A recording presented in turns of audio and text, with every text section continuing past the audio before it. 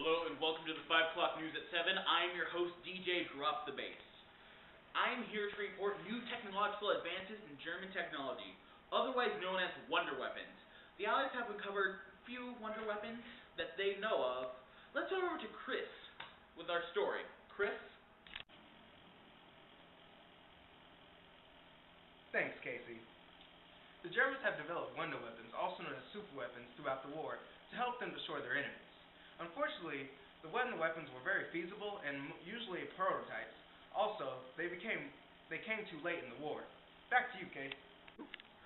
One of the earlier ideas for the super weapons was known as the Sun Gun. The Sun Gun was a theoretical orbital weapon that was researched by our Nazi soldiers. It was potentially capable of boiling seas and burning down cities in instants. However, it turns out that after being questioned by Allied officers, the Germans claimed that the technology of the Sun Gun was too advanced by 50 or 100 years. It was out of reach. While it may be too advanced for its times, it would have been the quickest way to get a 10 on the battlefield for all you soldiers out there.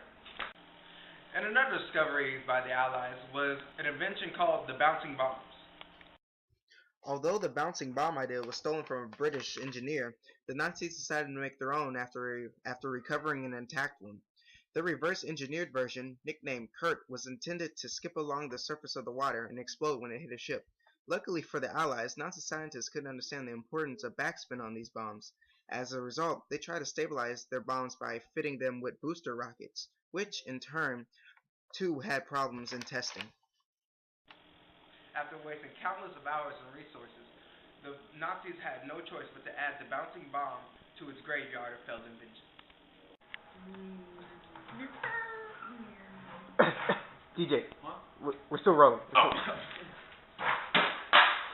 In other news, doesn't everybody love RC cars?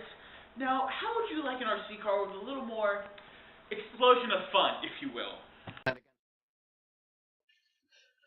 Known as the Goliath Tracked Mines, this small armored mini-tank was strapped with 100 kilograms of high explosive fun and traveled at high speeds of 6 miles per hour, which isn't that bad considering what they were carrying.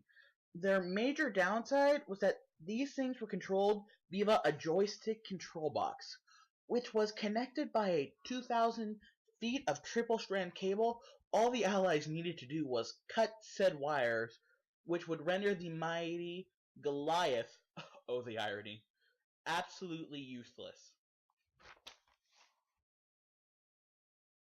Well, that about wraps it up for me. I'm Christopher Tolliver with the 5 o'clock news at 7, and signing off.